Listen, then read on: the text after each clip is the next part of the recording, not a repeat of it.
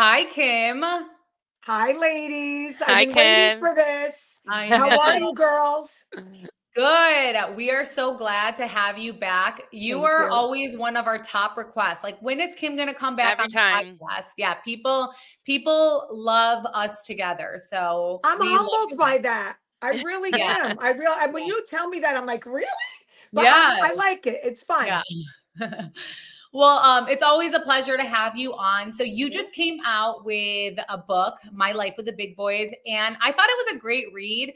And specifically because I felt like we got to know Kim D, not Real Housewives of New Jersey Kim D, but just all about you, like your childhood, you know, why you are the way you are, like who you grew up with, who are the important people around you.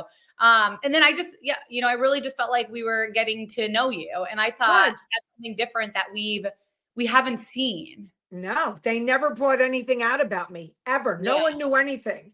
Yeah. So when I started writing this a long time ago, I would put it in my notes. Because girls, I don't go on a computer. Well, that's I'm putting it in my notes, and I would send it to my friends, and they're like, what?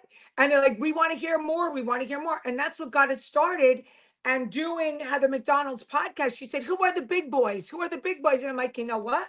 Maybe I should let people know who the big boys are in my mind, Yeah. You write about Joe Gorga raising a fist at you during your fashion show. And then you say he later apologized to you at the reunion.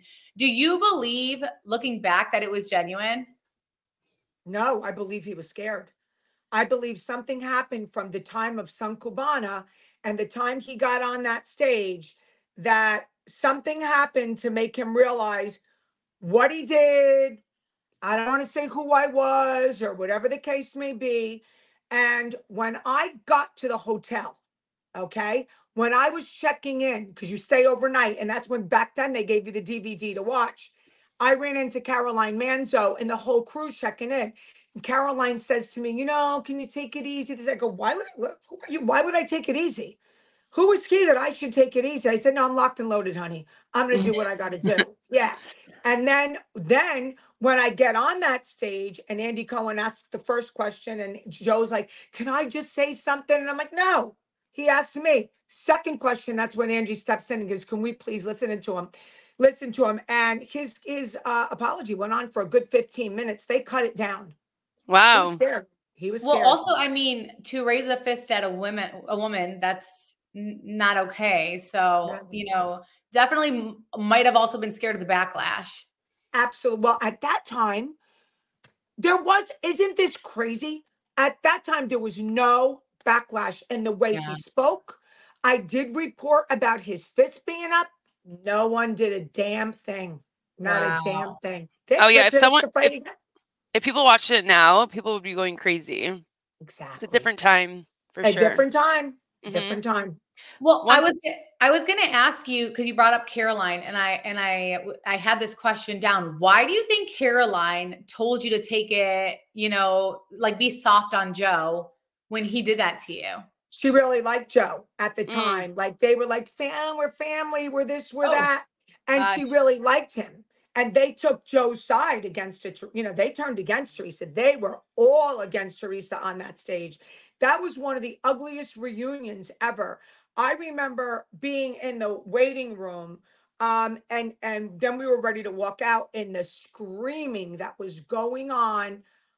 Me and Kristen, like my friend, were looking at each other going like, oh my God, this is insane. Like it was ugly. Right. Ugly. Yeah. That is very intense and scary. But like we said, if it was to happen this day and age, like in 2024, that would have never, slide, especially like with Bravo too. I'm sure they would have probably not even showed that clip. Correct. Absolutely. Because it was so bad. Right. When he just kept going on and on and on. I'm like, I was watching it upstairs in my hotel room, me and my friend. And we were like, what we couldn't believe it. How sick, demented you have to be to talk like that. Well, so in your book, you have a lot of flashbacks. So we see a lot of flashbacks where you talk about flashbacks of scenes in New Jersey. And I thought that was so interesting. And you said Bravo cut the scene of, I think it was Joe Gorga's dad, Joe and Teresa's dad, slapping him across the face. Yeah. Why do you think they cut that scene, but then they kept the scene of Joe Gorga raising the fist at you? Well, father to son, first time out. Yeah, I just think that was such an intimate moment to a family that they had brought on. You know, I mean, this was their first day of filming. I just think at that point, they didn't want to show that it went that far with father and son.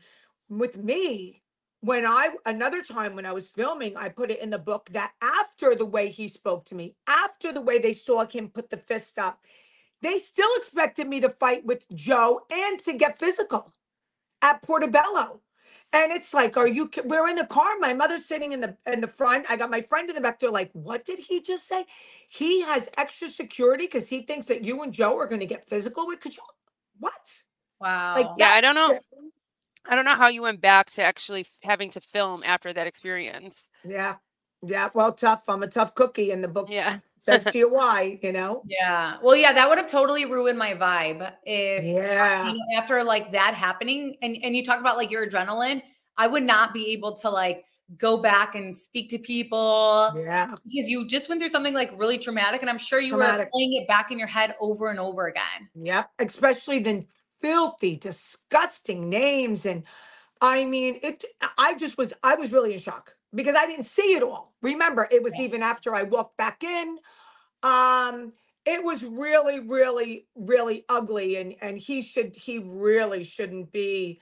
No one should be able to get away with that. No man should be able to get away with that. They really shouldn't. And it was really, really ugly. And, something happened from the time that we filmed and that came out to make him really want to apologize before I got my opinions out or what I knew about him at the time. Yeah. Yeah. I mean, again, I think it was such a great read and it was so interesting. And I love that you did the flashbacks. So Thank you. You know what?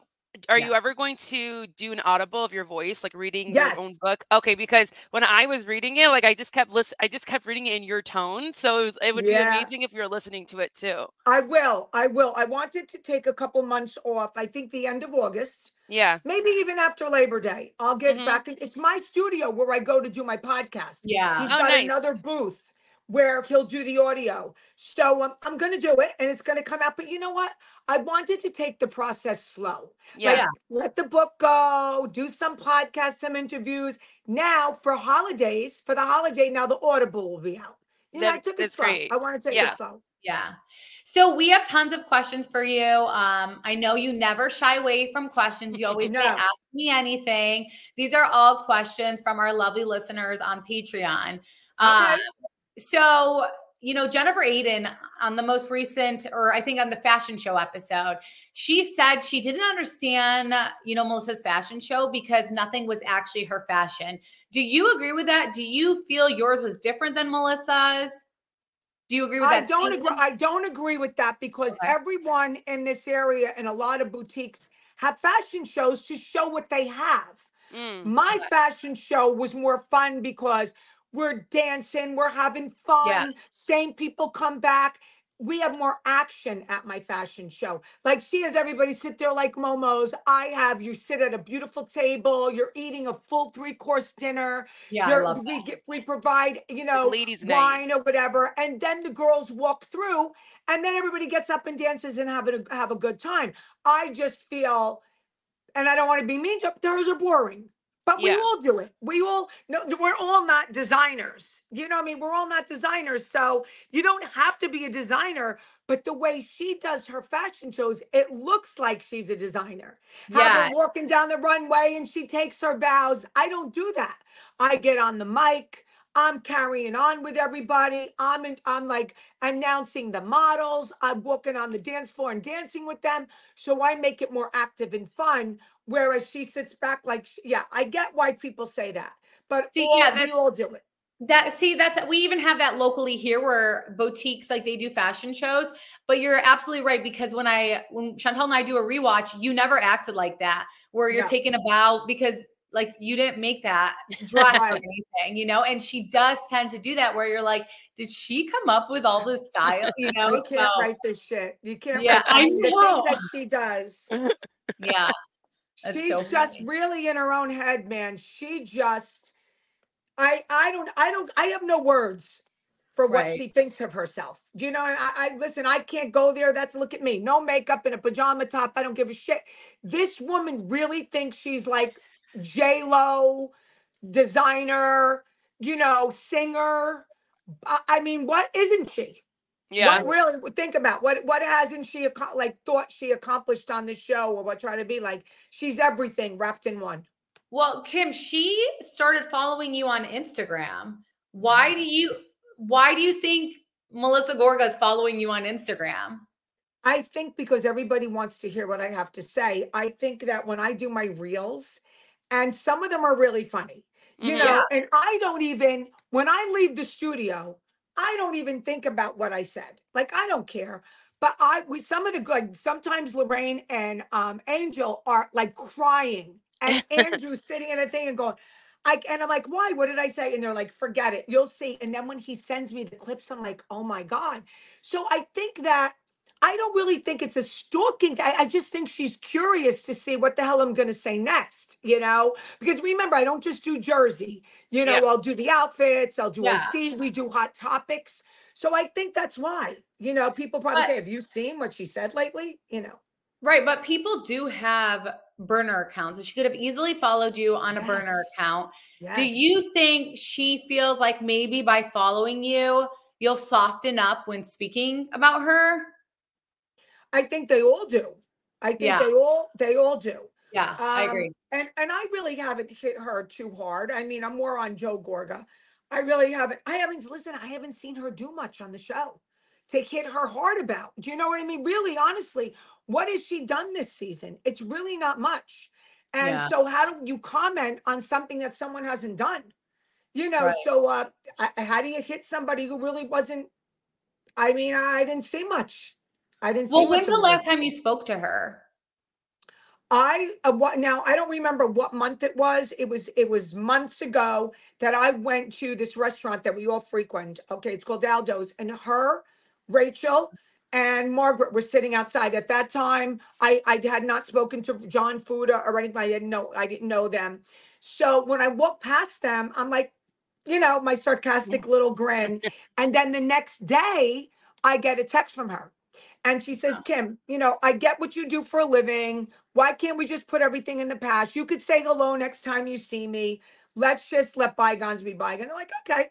Yeah. And Wow. that was it. But we never spoke. You know what I mean? It was a Okay. text that we had, and I haven't heard from her since. Yeah. Okay. Speaking of John Fuda, have you seen the most recent article that came out about his past, about the Yes. robbery? And so did you know about this? Yes. Because you grew up in that area, correct? Yes. I didn't Okay. know because of that. Oh, I knew because it was told to me, and I had spoken to him about it.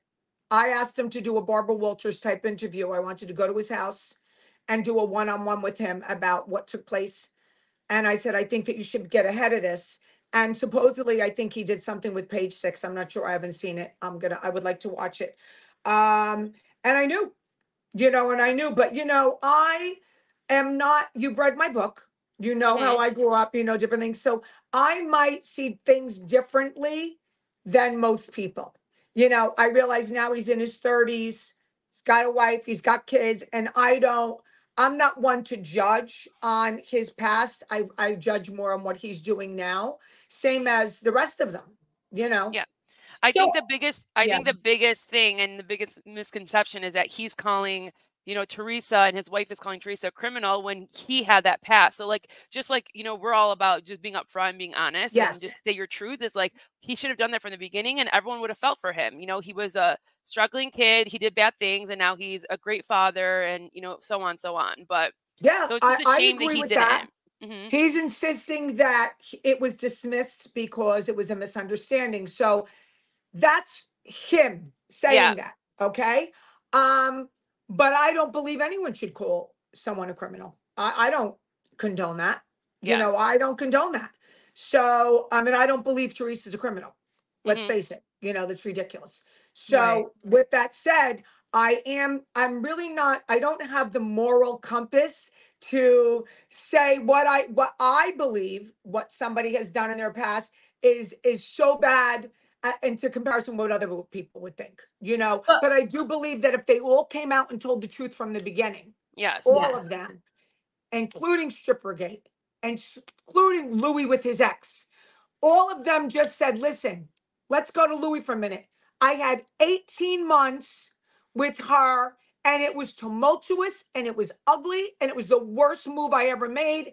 And there were things that were done that I'm ashamed of and I would never do in this relationship. What are you going to say after that? You understand? Yeah. Same thing with John.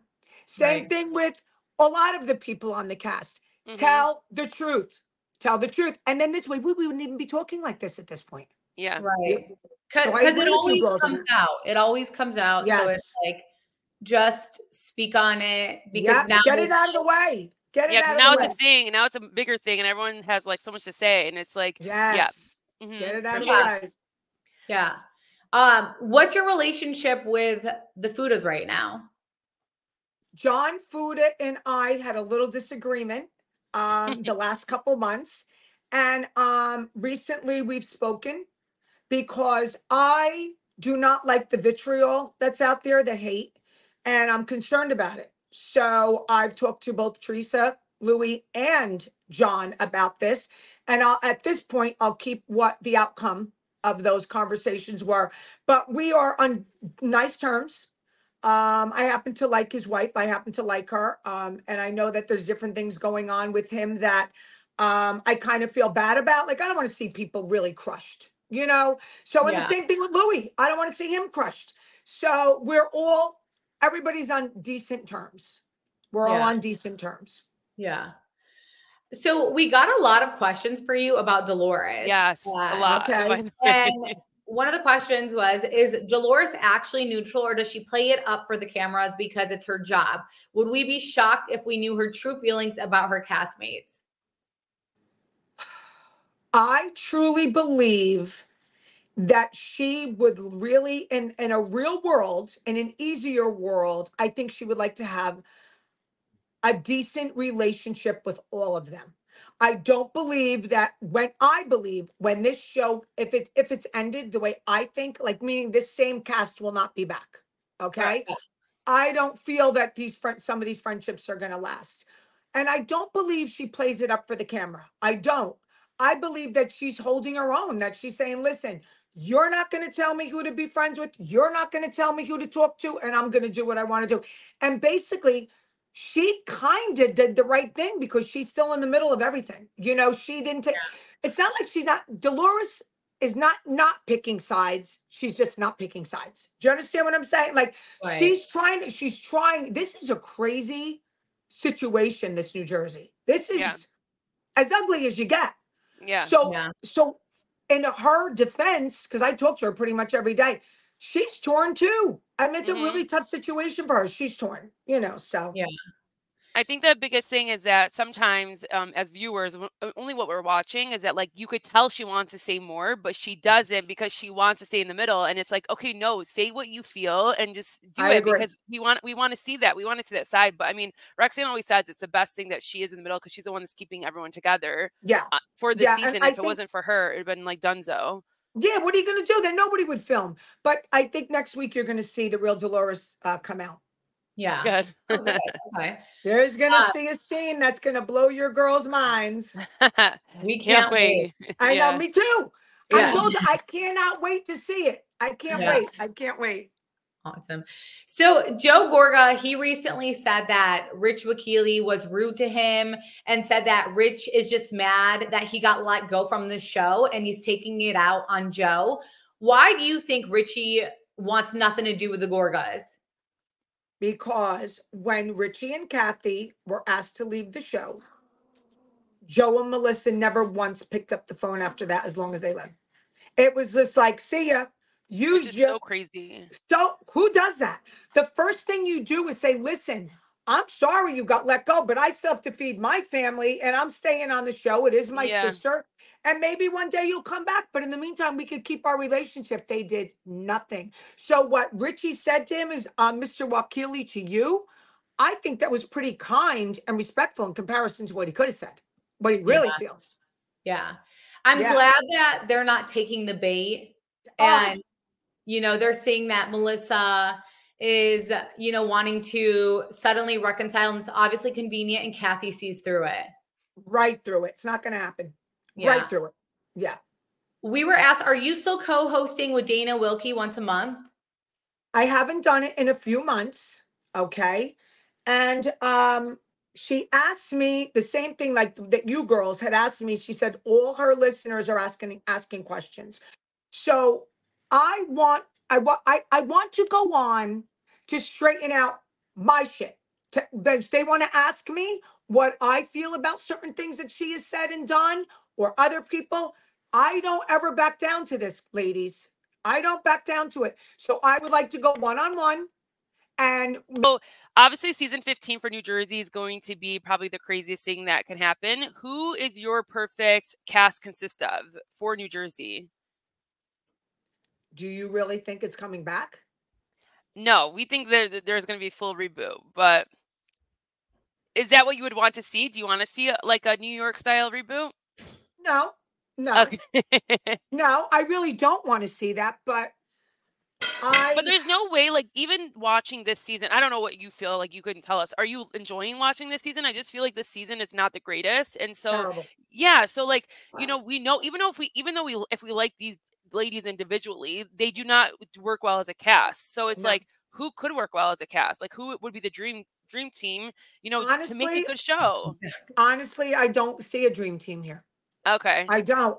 And I think that just like New York, I think this is played out. They played it out as much as they can. They dragged this Gorga Judice thing as much as I can. I'm predicting a reboot with Teresa getting something of her own. That's what I'm predicting. So I've said the same. I think that it's going to 100% be a reboot, because one side will just be so mad and it'll just cause so much that I just feel like it's going to be a complete reboot with maybe like some young people. And I got some info. I got info from a friend of mine that had 3 girls are put on ice right now. They're put on hold. I think if I can recall, they're in their 30s. One of them is a makeup artist. She has 2 children, adorable, married to a great looking guy, a nice home. She's got a larger than life personality, but in a classy way. Yeah. You know what I mean? Yeah, not a Danielle Cabral. I mean, that. Hopefully she's never done Danielle's makeup. They miscast her terribly. That was one of the worst casting. The worst. Yeah, she would have made sense like on a Jersey Shore, or I know she's done like True Life before. So like something on True Life, or, you know, like a TLC show. I don't know, maybe VH1, but I get it. I get it. I don't think she, and we're going to ask, like, have you met Danielle before? Do you? Never. Okay. Never. And what's your impression on her? I don't like her. I don't like what she's done to the people that work for her. I don't trust her. I think she's a little cray-cray. I've seen her social media before she was on the show. I don't think she's wrapped too tight, to be honest with you. I really don't. And she wasn't a good fit. Her sense of style blows my mind on a regular basis. Very taxi. I don't like her. I don't like what she stands for. I don't like her. And again, I've spoken to these girls, how she mistreated them and the way she spoke to them, and what she did to them. And I think I would never treat anyone like that. And I don't, that's one. She told Andy Cohen, it comes with fame. I saw that. And what did you think about that? That is the most ridiculous thing I've ever heard, because she's so famous. She's Angelina Jolie. I mean, give me a break. Right. Oh yeah. Give me a break. She is. Well, she thinks she is. And even in Angelina Jolie or any of those type of celebrities who are actually anywhere from like D-list and up are kinder to the people who take care of them. Chantel had made a great point where she was like, Kim Kardashian promotes the hell out of her makeup artist. She'll go to shows for him. She'll do all of that. And Danielle is so entitled that she feels like, you owe me if I'm going to showcase your work. And that's amazing. The grossest thing ever. Horrible. Absolutely horrible. This poor girl, Karen, worked for her for years. Didn't get paid, no gas, no this, traveled hours, and she never put anything up. And that's her. Her hairstyles are beautiful. Like, I'm getting my new extensions next week. I can't wait for her to do some of those styles on me. Like, I love this girl. She's so talented, you know? What do you think about her telling Andy Cohen the altercation? When she watched it, you know, her and her friends were cheering and felt like, you know, they were in a UFC. Well, I'm not surprised. The way she is, who she is, and how tacky she is, those are the kind of friends she would have. I am 100% on Jen Aiden's side on this situation. If someone got in my face that close, she would have been pushed a lot harder. You know, right. I don't want anybody up in my face.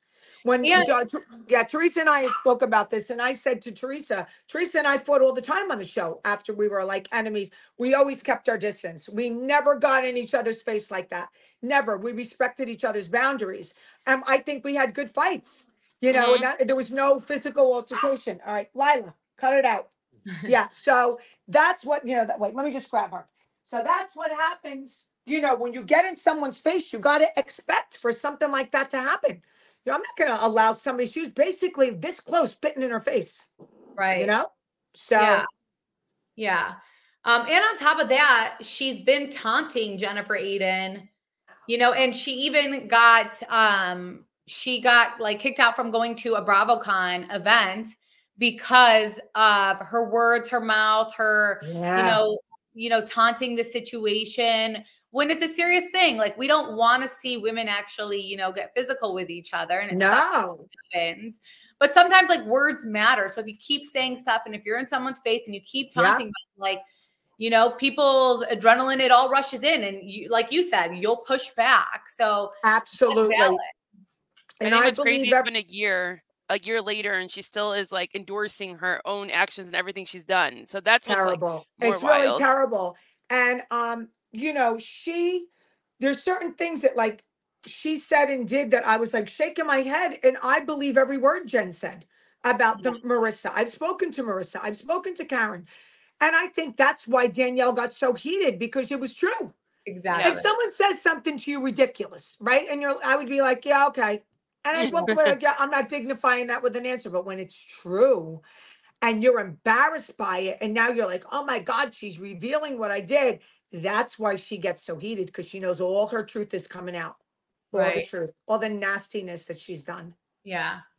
So someone had asked, will you tell us what you knew about the Gorgas during the season 4 reunion, part 3? You were going to reveal something, and suddenly Joe Gorga apologized and then sang your praises about being a great mother, and you shut down immediately, leaving us with a curious mind. I believe Andy Cohen asked me. Andy Cohen asked me to please accept his apology. Wow. So then, okay. So he's my boss, right? So yeah. I'm like, okay. So you're not going to. Well, I'll tell you, because he's not my boss anymore. When I was backstage with Joe Giudice, me and Priscilla and Teresa. Priscilla did both our makeup. Okay, we were together, and then Priscilla does her thing, and Teresa goes on the stage, and of course I was waiting. Joe Giudice filled my head with everything. He said he's no good. Joe Gorga's no good.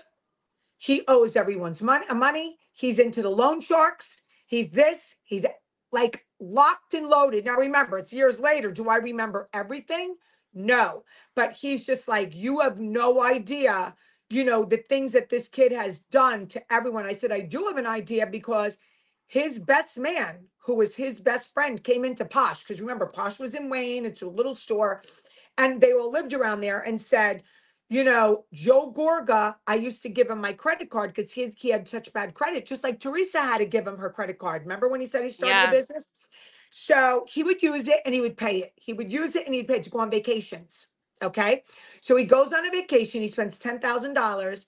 And now his friend keeps saying, you know, can you give me some money towards, well, I don't have it right now. Can you give me some money? No, winds up not paying the $10,000. And the friend goes, man, you know, I'm raising a family. How could you do this to me? How do you sleep at night? Joe Gorga goes, I sleep like a baby.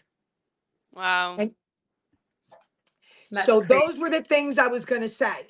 Okay. Along with more things that, again, I don't remember. I really don't, because it's a while. But I was going to rip them to pieces about you have no character.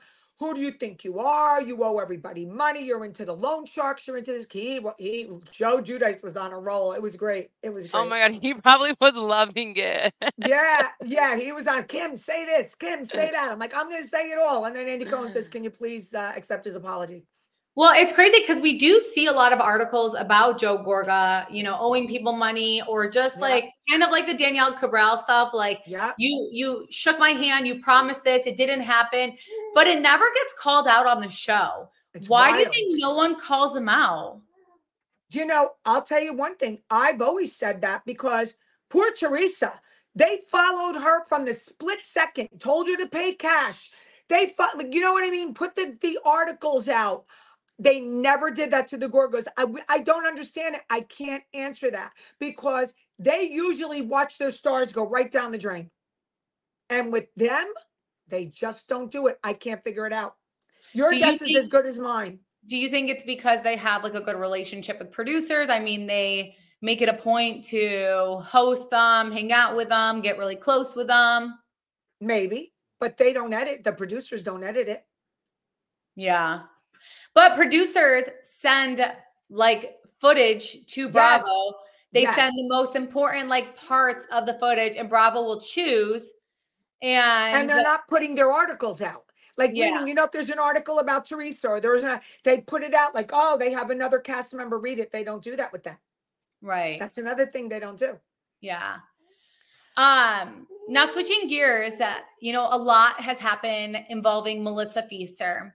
And I want to know because it sounds like you spoke to Melissa Pfeister. You might have told Melissa Pfeister when you were not good with Teresa that you were going to take her down. That's what Melissa Pfeister said. Yeah. What is your opinion on Melissa Pfeister? What conversation did you have about Melissa Pfeister? Did you think she was a walking red flag? I never said I was going to take Teresa down, but I did say to Melissa Pfeister, if you're so mad, why don't you come on my show and say it? Why don't you say your piece? Why don't you stop doing the show? If all this stuff happened the way you said it did, why don't you come out? Why don't you say it? I would. If it was me and I felt that I was done wrong, I'd put it out. I would do either your show or Dana's show, somebody's show. She didn't want to do it. So shame on her. And then, because I told her, I said, you know what's going to happen? The show's going to end anyway. You can't keep getting away with what's going on behind the scenes. You know what I'm saying? I didn't know how deep it was. I had no idea that she was talking to that guy. I had no idea about that. And I got to be honest with you. I did tell Teresa, I said, Teresa, I didn't say anything about any conversations I had with Melissa, whatever. I said, Teresa, you can't keep doing the show. You can't keep doing this. You got to walk away from this. You can't. And I know you girls told her the same thing. We all felt the same way. And thank God she did walk away. Yeah. Yeah. I mean, I feel like everything happens for a reason. And this, even though the way it was, it's probably the best thing that happened because Melissa Pfeister was at Teresa's house. Teresa opened her house to her. I know. Melissa Pfeister, I always had concerns about Melissa Pfeister, just like majority of Teresa's, fan base did. But Teresa was, Teresa really loved her and thought she was, she did. A good person. And then we find out that Melissa Pfeister was talking mad crap about her, but then she wanted to continue to do a podcast with her. That's what I'm saying. Yeah. So it's like, you're not going to want to do a podcast with someone who you think is like the worst person ever, who caused you what you're saying, you know, you're not going to want to do that. And when Teresa finally ended the podcast, Melissa Pfeister says, what went wrong? And the Lulu land. And she kept saying that we're coming back. It's just because I'm pregnant and this and that. And I kept telling everybody, no, they're not. They're not coming back. No, they're not.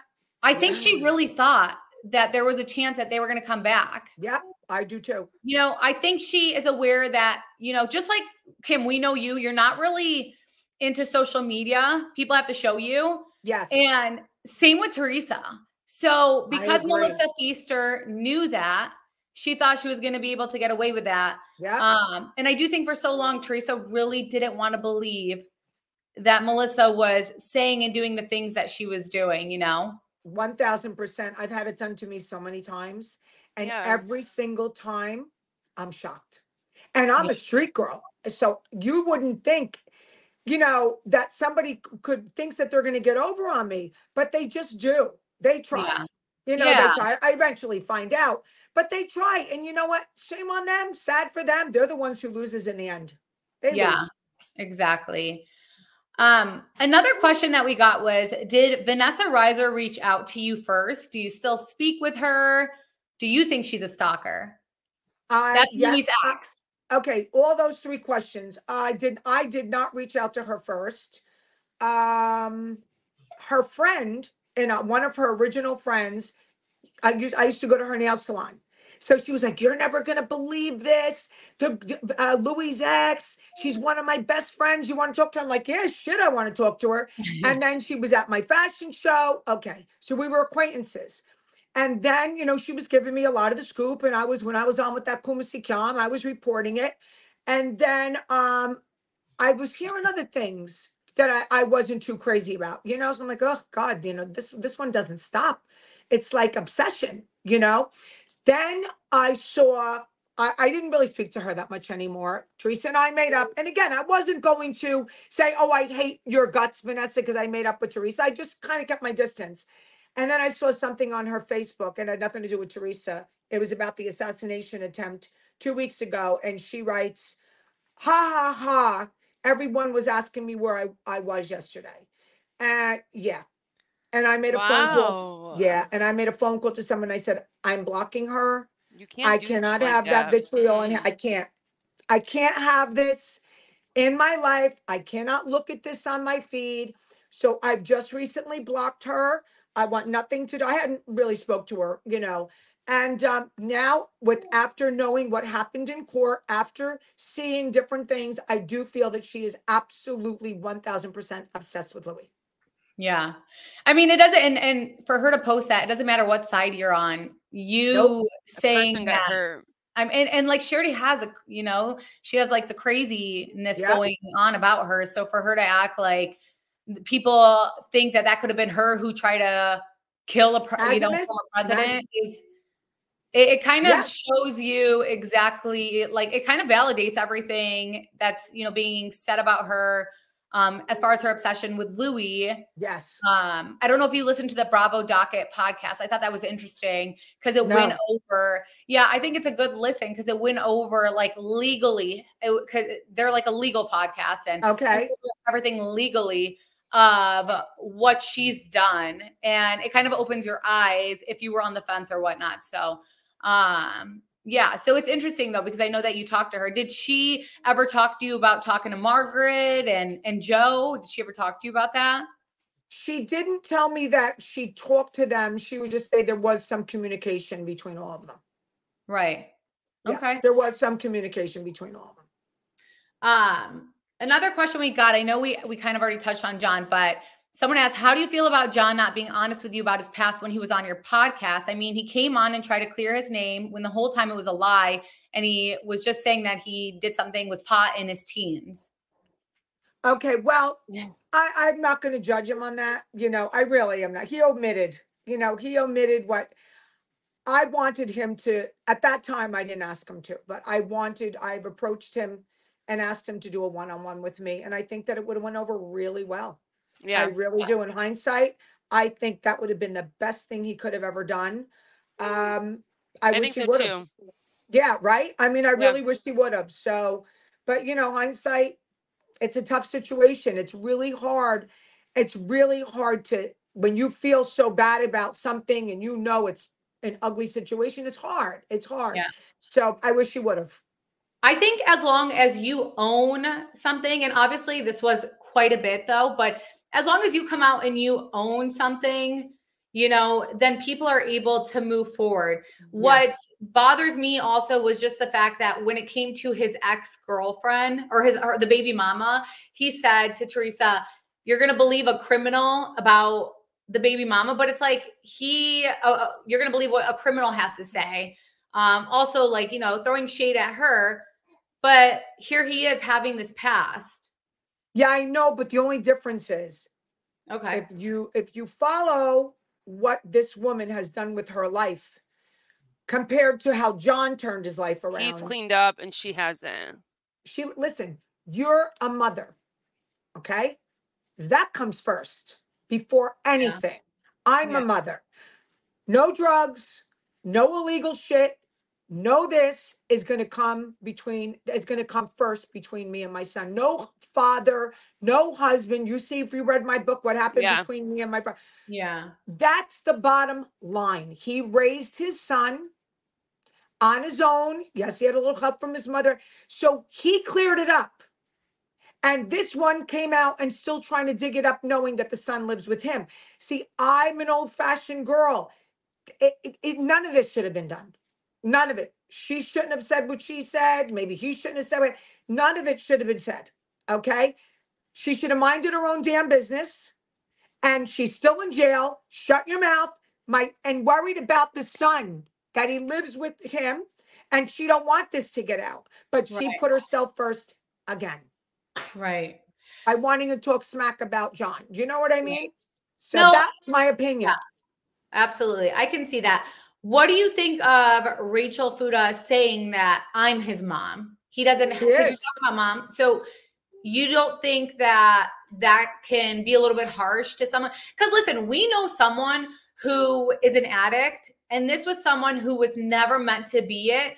And it's very, very hard if you don't have that support, the finances to really, get better. And it sounds like John did, and this woman maybe didn't.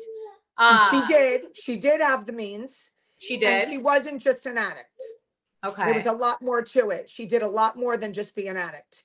Okay. And Rachel did raise him since he was a little boy, and he does consider her his mother. And that's the way she feels. Everyone handles the situation differently. Would I have said that? No, I just wouldn't have said anything. Mm-hmm. Right. I just wouldn't have said anything, but that's who I am. But I guess there were situations that Rachel went through. One time when Rachel had the little boy and the mother said they were going to give her a visitation, and she wound up not showing up. Then another time she came and she was completely wasted and all effed up. And Rachel's a young girl and she didn't know what to do. So she had to call John. She had to call this one. She couldn't give the baby to her. So there's a lot of pent up stuff to make her say, I'm the mother. Like, I was a young girl raising this little boy while she was out getting high, so that's in